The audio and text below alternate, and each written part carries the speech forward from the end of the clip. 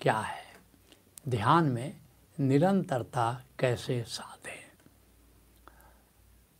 पहले आओ जानते हैं ध्यान क्या नहीं है, क्योंकि ध्यान के नाम पर कई गलत धारणाएं प्रचलित हैं, गलत मान्यताएं प्रचलित हैं। तो 7 मुख्य धारणाओं की हम चर्चा करने जा रहे हैं जो गलत धारणाएं हैं, जो ध्यान नहीं है। पहला, नासाग्र को देखना।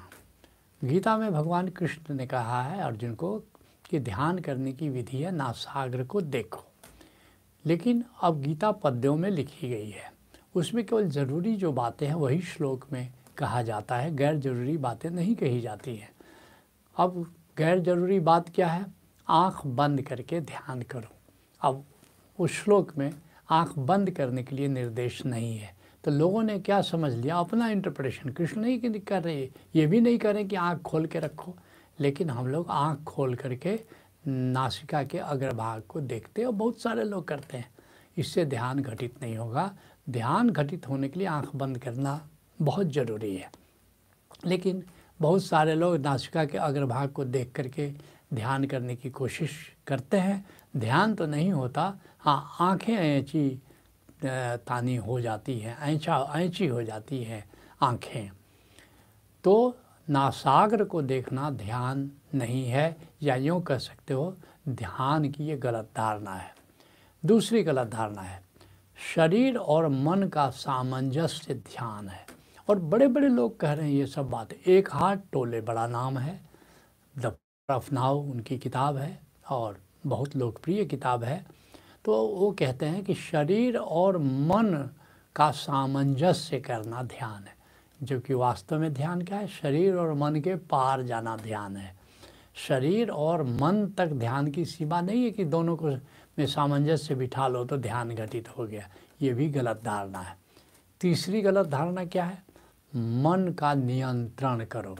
और ये तो अधिकतर लोग यही सोचते हैं कि मन का नियंत्रण करना ध्यान है, और आज के युग में स्वयं जग्गी वासुदेव इसको प्रचारित करते हैं कि मन का नियंत्रण करना ध्यान है, जबकि मन से संबंध ही नहीं है। मन को नियंत्रण करने से और ध्यान से कोई संबंध ही नहीं है। मन के पार जाना, उन्मन होना ध्यान है। तो ये भी एक गलत धारणा है कि मन का नियंत्रण करो तो ध्यान घटित हो जाएगा। चौथी गलत धारणा एकाग्रता, माइंडफुलनेस। विकिपीडिया में ध्यान की परिभाषा माइंडफुलनेस के रूप में है। माइंडफुलनेस का क्या मतलब हुआ, एकाग्रता, कंसंट्रेशन। और फिर एकाग्रता के लिए क्या सजेशन दिया गया है कि किसी चित्र को एकटक देखो, या मोमबत्ती की लौ को एकटक देखो, एकाग्र करो उस पर, या उगते हुए सूरज पर त्राटक करो। तो इन सब चीज़ों को ध्यान कह करके प्रचारित किया जाता है, किंतु वास्तव में ये सक्रिय जागरूकता का हिस्सा है, ये सक्रिय जागरूकता का अंग है, और इसका ध्यान से कोई लेना देना नहीं है।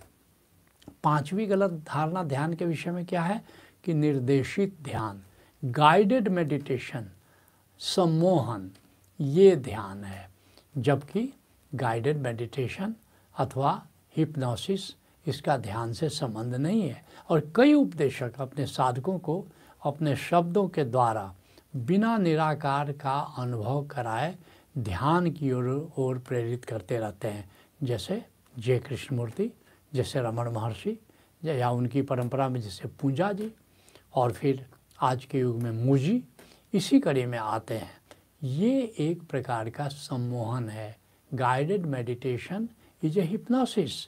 निराकार को जाने बिना ध्यान की कोई संभावना नहीं है।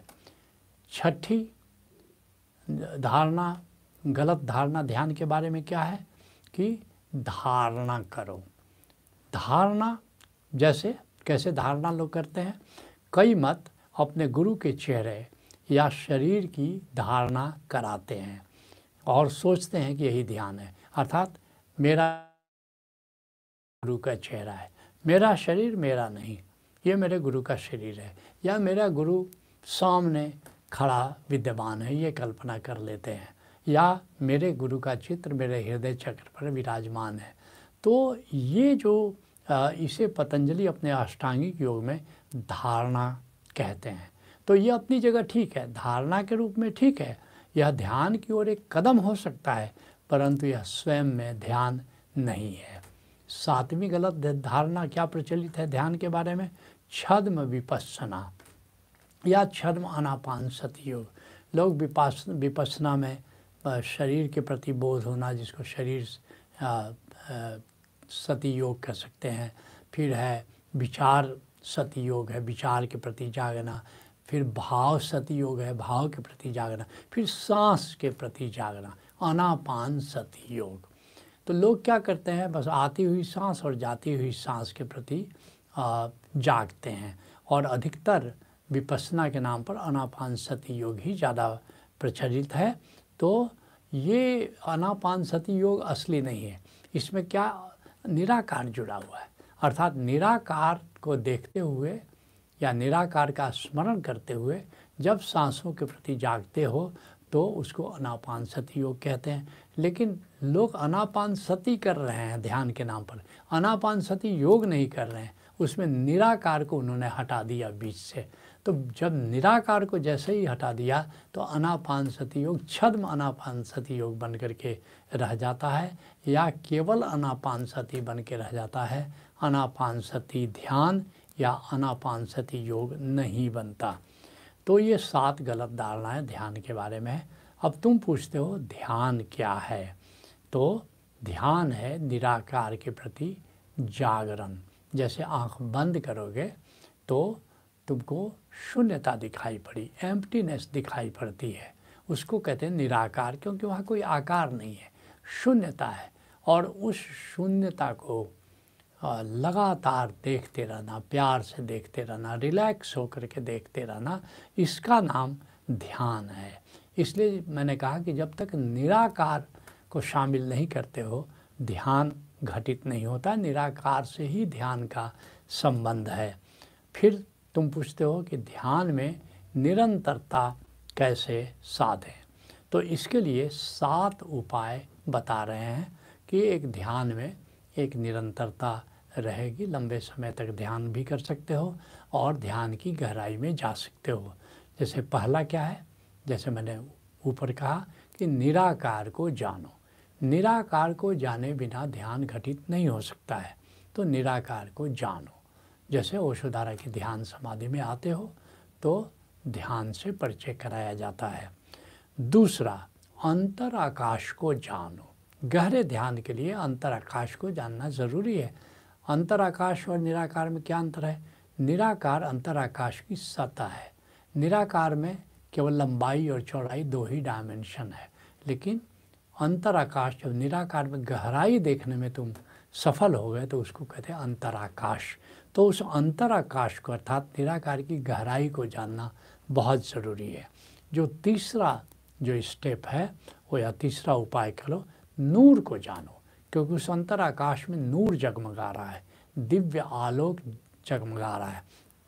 जब नूर को जानने लगते हो तो ध्यान और आसानी से घट जाता है, क्योंकि निराकार में दृष्टि टिकाने को कुछ नहीं रहता। लेकिन एक बार नूर को जान लो तो दृष्टि को वहाँ टिका सकते हो, और दृष्टि जितनी टिकेगी ध्यान उतना गहरा घटित होगा।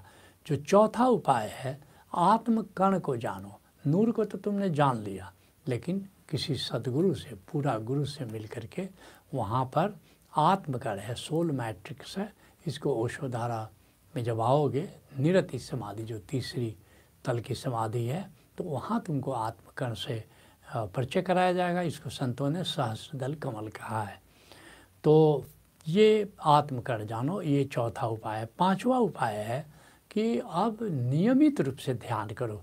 प्रतिदिन 2 बार ध्यान ज़रूर करो, चाहे तुम 10 मिनट के लिए करो, 15 मिनट के लिए करो, 20 मिनट के लिए करो, आधा घंटे के लिए करो, लेकिन प्रतिदिन नियमित रूप से ध्यान करो।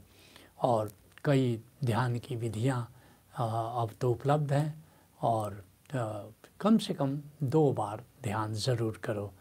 और फिर जो छठा उपाय है कि साक्षी में रहो, आत्मस्मरण में रहो, निराकार के स्मरण में रहो, और निराकार का स्मरण रखते हुए जगत के सारे काम काज करो, लेकिन स्मरण रहे कि मैं निराकार हूँ, मेरे भीतर निराकार है, तो साक्षी में रहो। और सातवां जो उपाय है कि तथाता अर्थात सब्जेक्टिव अवेयरनेस में रहो, अर्थात कि मैं आत्मा हूँ, मैं निराकार हूँ, निराकार से तादाद में बना करके रहो कि मैं निराकार हूँ। इसका नाम है सब्जेक्टिव अवेयरनेस, इसका नाम तथाता है। तो जितना तथाता में रहोगे, जब ध्यान में उतरोगे तो ध्यान उतना गहरा होगा। तो आज के सत्संग को यहीं विराम देते हैं। हरि ओम तत्सत। नॉलेज।